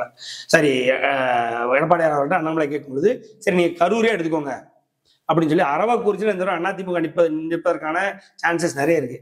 இந்த தடவை கரூர்ல அண்ணாமலை நிற்பதற்கான சான்சஸ் நிறைய இருக்கு. ஸோ அண்ணாமலைக்கு இல்ல அதிமுகவுக்கோ இங்க நமக்கு டென்ஷன் யாரு? செந்தில் பாலாஜி. ஸோ செந்தில் பாலாஜி அப்புறப்படுத்துற வேலை நடந்துகிட்டு இருக்கு. அதுதான் உண்மை. செந்தில் பாலாஜி எவ்வளவு பெரிய என்ன சொல்றது, ஒரு அந்த கட்சி சார்பற்று அவருக்குன்னே ஒரு தனி செல்வாக்கு அந்த கரூர் மாவட்டத்தில் இருக்கு. இன்னும் சொல்ல போனா அந்த கரூர் தொகுதியில் இருக்கு. ஸோ அதை உடைக்கிறதுக்கான வேலைகள் நடந்துகிட்டு இருக்கு. ஸோ அது அதிமுகவும் சரி பாஜகவும் சரி ரொம்ப இறங்கி செய்யறாங்க. இந்த தடவை 100 ஓட்டுலயாவது செந்தில் பாலாஜி அவர்கள் தோக்கிறதுக்கு வாய்ப்பு இருக்கு, அண்ணாமலை அவர்கள் ஜெயிக்கிறதுக்கு வாய்ப்பு இருக்கு அப்படின்றதுதான் உண்மை. அண்ணாமலை அந்த இடத்துல என்ன, ஆனா கரூர்ல பொறுத்த வரைக்கும் செந்தில் பாலாஜி அவர்களுக்கு தானே செல்வாக்குன்றதோட அது அதிமுகவினுடைய செல்வாக்கு. அது அதிமுகவினுடைய செல்வாக்கு. அவர் முதல்ல அங்க நின்று ஜெயிச்சது அப்புறம் அதிமுக ஜெயிச்சது இல்ல. அவங்க இருக்கிற திமுக போய் நிற்கும் போது திமுக தானே ஜெயிக்குது. அதிமுக அவர் கூட இருந்து சப்போர்ட்டர்ஸ் எல்லாருமே அவர் கூட வராங்க. அப்ப நீங்க அந்த இடத்த உருவாக்கும் பொழுது, இப்ப நான் 1,00,000 பேரை வச்சு நான் அந்த கட்சியை வந்து 3 எலெக்ஷன்ல நான் ஜெயிச்சிட்டேன். அதிமுகவினுடைய பவரை வச்சுட்டு நான் அந்த ஊர்ல நான் ஜெயிச்சுட்டே இருக்கேன். அவன் ஃபுல்லா எனக்கு வரான், அவனை பூரா நான் கலெக்ட் பண்ணி திமுக சேர்ந்துக்கிறேன். அந்த ஊர்ல அவனுக்கு தானே இருக்கிறாங்க. அப்போ நீங்க நியாயமா பேசினா அதெல்லாம் அதிமுகவுக்காகவும் கரூர் நீங்க செந்தில் பாலாஜிக்காகவுமே இருக்கட்டும். பட் ஆனா அதிமுகவுல பேஸ்ல அவர் இருக்கும்போது தானே அவருக்கு, அதிமுகவோட பக்கவளத்துல இருக்கும்போது தானே அவ்வளவு பேர் அவர் முன்னாடி வந்தாங்க. இப்ப அவங்க எல்லாருக்கும் காசை கொடுத்துட்டு ஒரு கூட்டணி திமுக வந்துட்டாரு அப்படின்னா அவங்க எல்லாரும் ஆட்டோமேட்டிக்கா திமுக வேலை பாக்குறாங்க. அதான் உண்மை. அதனாலதான் ஒரு வெறுப்புல இருக்காரு எடப்பாடி அவர்கள். மொத்த ஓட்டும் அதுல உள்ள ஒவ்வொருத்தரும் ஓட்டு போட்டது எத்தனை ஓட்டுகளும் அதிமுகவினுடைய இரட்டை சின்னத்துக்காகவும் அம்மா அவர்களுக்காகவும் எடப்பாடி அவர்களுக்காகவும் விழுந்த ஓட்டு. அப்படியான ஓட்டை நீங்க மொத்த திமுக கொண்டு போய் கொடுத்துட்டு அப்ப அதிமுகவுடைய தலைவர் எடப்பாடி அவர்களுக்கு அந்த கோவம் வருமா வராதா? அந்த கோவம் தான். ரெண்டாவது, பாஜகவினுடைய மிகப்பெரிய அஜெண்டா நீங்க அண்ணாமலை ஜெயிக்கணும்ன்றது. அப்ப அண்ணாமலையே தோக்க வைக்க கூடாது. அப்ப அண்ணாமலை ஜெயிக்கணும். அண்ணாமலை ஜெயிக்கணும்னா ஆட்டோமேட்டிக்கா அந்த ஏரியா, அந்த மாவட்டத்துல உள்ள திமுகவினுடைய தலைவரை காலி பண்ணணுன்றதுல மும்முரமா இருக்காங்க. அதனாலதான் வந்து இன்னைக்கு அவர் வந்து அவருடைய மனுல என்ன கேட்டிருந்தாரு அப்படின்னா, எங்க காட்டமா இருக்கோ அந்த அந்த தீர்ப்புல எந்தெந்த இடத்துல வந்து அவருடைய செயல்பாடுகளை தடுக்கிற மாதிரி இருக்கும், யாரு செந்தில் பாலாஜியோடைய செயல்பாடுகளை தடுக்கிற மாதிரி, அவருடைய வளர்ச்சியை தடுக்கிற மாதிரி, இன்னும் ஒரு சில இடங்களை இயங்க விடாம பண்ற மாதிரி எங்கெல்லாம் இருக்கோ அதை ஃபுல்லா எதிர்த்து மேல்முறையீடு போனார். இல்ல இதெல்லாம் எனக்கு தீர்ப்புல இருந்து ரிமூவ் பண்ணி கொடுங்க அப்படின்னு சொல்லி மேல்முறையீடு போற. மேல்முறையீடு கிடையாது. அது மேல்முறையீடுல மனு வந்து தள்ளுபடியாகி இந்த ரெக்வஸ்ட் எதுவுமே ஏற்றுக்கொள்ளப்படாது அப்படின்னு சொல்லி சொல்றாங்க. வேணும்னா நீங்க அமைச்சராகணும்னா நீங்க மறுபடியும் அதுக்கு தனியா மனு போடுங்க, அதுக்கு தனியா மனு போட்டு அந்த மனு வந்து விசாரிக்கப்படும், விசாரிப்பு அந்த அமர்வு என்ன சொல்லுதோ அதுபடி போய்க்கோங்க அப்படின்றாங்க. ஸோ பாஜகவை எதிர்த்து எனக்கு தெரியும், நீங்க செந்தில் பாலாஜி பேசும்பொழுது பாத்தீங்கன்னா ரொம்ப தெளிவா பேசுறாரு. எதுலையுமே வந்து பாஜக மேல குற்றம் சாட்ட மாட்டேங்கிறாரு. எதுலையுமே வந்து அரசு இயந்திரம் மேல, குறிப்பா உச்சநீதிமன்றத்து மேல குற்றம் சாட்ட மாட்டாரு. அவரு இங்க உள்ள அதிமுக அளவுக்கு பேசுறாரே ஒழிய ஏறக்குறைய அண்ணாமலை அவருடைய பேரை கூட பேச மாட்டாரு, உச்சரிக்க மாட்டாரு. ரொம்ப தெளிவா காஷியஸா இருக்காரு. ஏன்னா அதுல ஏதாவது கை வச்சா அங்க முடிச்சு விட்டுருவாங்க, அவருக்கு தெரியும்.